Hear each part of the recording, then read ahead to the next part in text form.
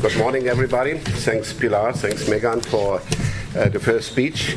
I have prepared some slides, and the first thing what I have to say is I have to apologize because you got more than I wanted to give you, because this speech is for only to slide number 6. 7 to 10 from the slides are from another speech, so I used this when I prepared the slides, and I forgot to delete the last 4 slides. It was a speech about network neutrality, but then you can see what my position on network neutrality is.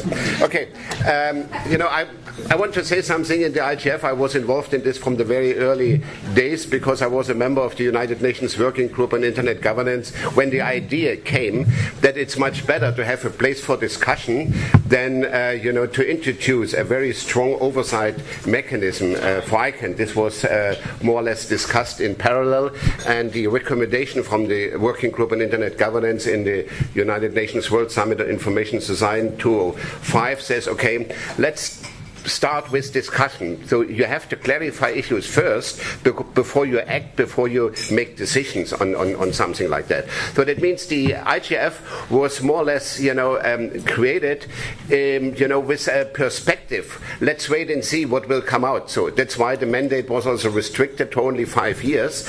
And after 5 years in the United Nations, there was a debate what to do now with the IGF. So I think it was an incredible success after 5 years, but some people said, okay, now we have to improve it. But how to improve was then the big problem, because we had different ideas, how to improve the IGF. Some people wanted to continue and to say, okay, the multi-stakeholder model, as just described by Megan, needs further enhancement, further improvement.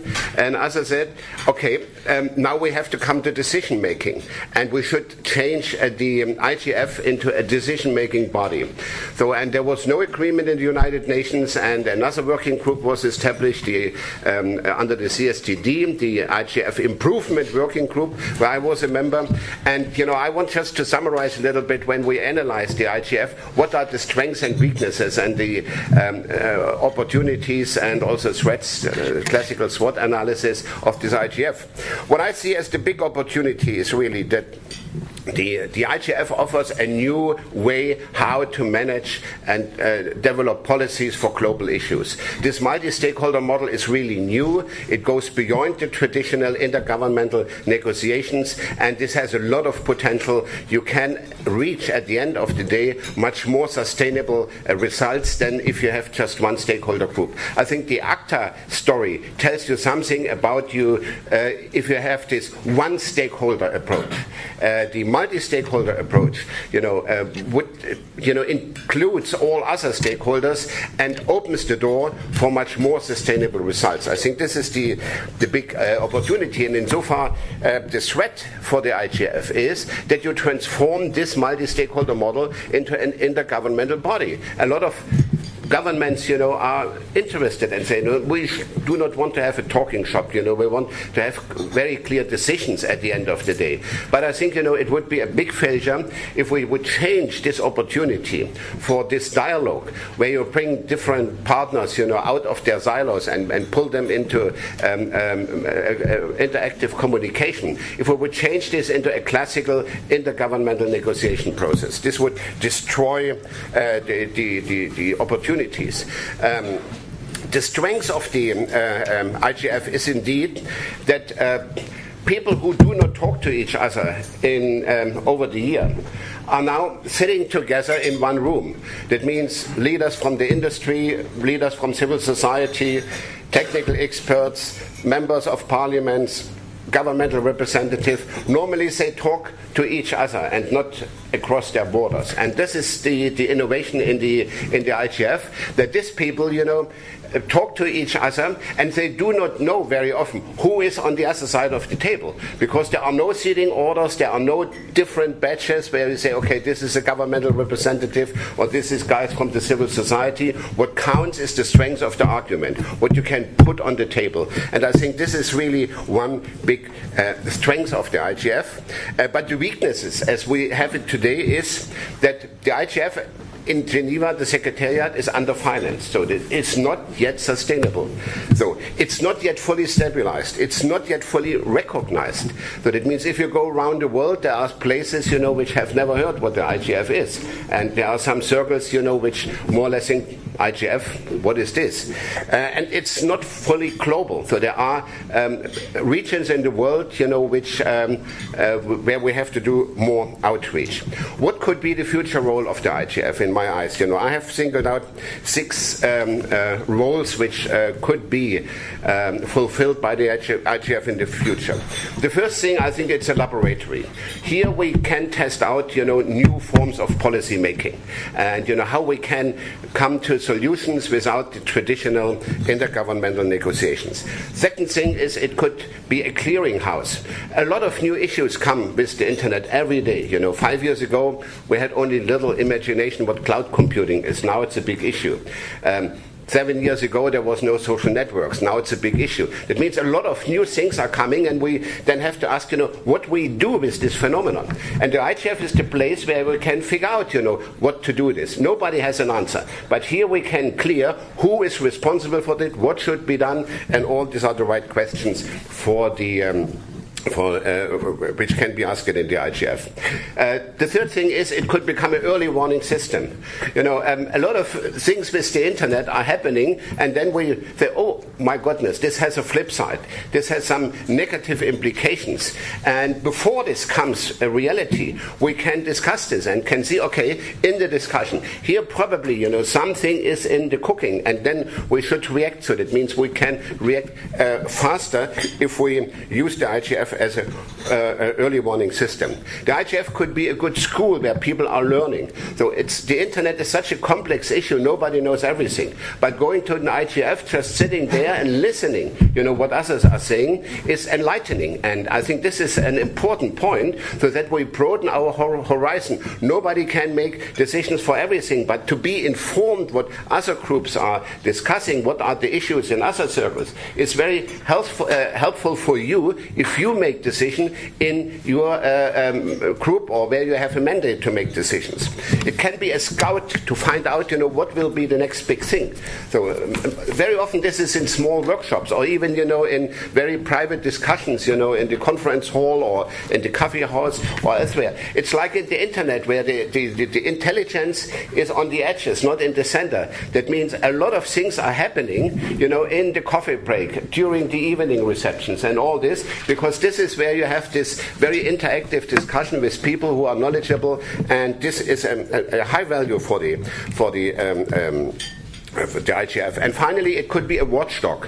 So that means we have the discussion in the United Nations about enhanced cooperation. We have discussions about ICANN, the ITU, and all this. So, but there is no place where you have a critical discussion about the performance of the various organizations. For instance, if you discuss the ITU, you could ask the question, how open is the ITU? Where you can ask these questions, not in the ITU itself or only in a limited way, but you can ask these questions in the IGF. With ICANN, there's a question of accountability and transparency. Certainly you can discuss this with an ICANN, but if you discuss this in the IGF, so this is also, a good way, to, let's say, ring some alarm bells if something goes wrong. So that means a watchdog function for the IGF is not a bad thing. So what the European Union should do, and, a couple of words on Eurodig. I think, as Megan has said, fortunately there is no conflict and no controversy in the EU if it comes to the IGF. I think the IGF is a great opportunity for the Europeans to present its own experiences on internet-related public policies to the world, and also itself to become inspired by the experience and best practices of the rest of the world. So that means to practicize the dialogue with other non-governmental stakeholders. I think this is a take and give, and I think this is what the European Commission should do, and what it does. So we The second thing is that as a result of this IGF process from 2005, we have seen now the emergence of a lot of regional and national IGFs. And here I think it's very useful that in the last Eurodig in Stockholm, for the first time the European Commission organized an exchange of experiences among a lot of national IGFs. So far not all the 27 member states of the European Union have already a national IGF. But if the EU would be a driving force and to encourage their member states to practicize the multi-stakeholder internet governance model at home in their own country and not only on the global level, this would be a big step forward. As Markus Kummer, the executive director of the IGF, in the first phase always said, internet governance starts at home. So that means we have a lot of global issues, but a lot of the real issues are in the member states, are on the local level, are on the national level. And so that means it's like a layered system. You have the global thing, which is the United Nations thing, but then a lot of problems are in the region, and by the way, the majority of the concrete problems are on the national level. And insofar to mirror this multi-stakeholder model on the regional and the national level is important. And Eurodig is the result of a bottom-up process where some groups came together and said, okay, we should do this in Europe. The first thing was in Strasbourg with the help of the Council of Europe.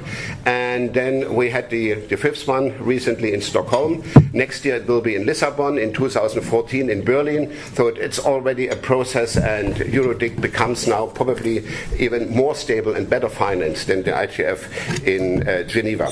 My last word is about the challenges for the future. I think people really expect now some concrete outcomes. So the IGF has to struggle from the very early day. Is this another talking shop? People come together, just talking and disappearing. Nothing will come out. I think this is important that we clear this question. The IGF should not become a decision-making body, but it should inspire decision makers, to take the decisions where they have a mandate for in the light of the experiences of the IGF. As I said, the clearinghouse function could work in this way that somebody, from the ITU or from UNESCO or from WIPO goes to the IGF, listening to the other stakeholders, goes home and then say, okay, now we have to make our decisions in the light of the discussion of the IGF. I think this is the role where you can come then also to measure outcome. So the outcome comes not directly from the IGF, but it comes, from what the IGF stimulates for other decision-making bodies. One point, which was also raised by Megan, is the question of should we have something like a constitution for the internet, principles, frameworks, or something like that. So there was a debate since the second IGF in Rio de Janeiro about principles for global internet governance. Meanwhile, we have a lot of documents. The OECD has produced a document, the Council of Europe has produced a document, some national governments have produced internet principles like the Brazilian and very good multi-stakeholder document, and Commissioner Cruz has proposed an internet compact. So I think probably time is ripe to think about a general framework, not in a classical intergovernmental declaration of principles. What I have in mind is, let's think about to move forward with this dynamic coalition on internet rights and principles within the IGF, and think about something what I call a framework of commitments, where not only governments commit themselves to respect a number of principles, but also the private sector, the civil society, and the technical community. That means such a document, a framework of commitments, non-binding general language, should be signed not only by national governments, but also by the big private sector players, Facebook and Google, by the technical community, ICANN and the ITF, and by civil society organizations like Human Rights Watch or APC or some others. I think this could be, more or less create a mainstream for the year 2015 when the mandate of the IGF ends, so that we have in the next 2 or 3 3 years discussion how to enhance the understanding, of the environment for the Internet. I compared this sometimes with the Universal Declaration on Human Rights in 1948, which also was a non-legally binding document, but it helped to enhance our understanding about human rights. And it took another 20 years then to have a legally binding treaty. So that means time is not ripe for a treaty, but time is ripe, to clarify the understanding what is the general environment for the Internet. So this is probably, a challenge for 2015, and this brings me to the end. Thank you very much for your attention. Thank you.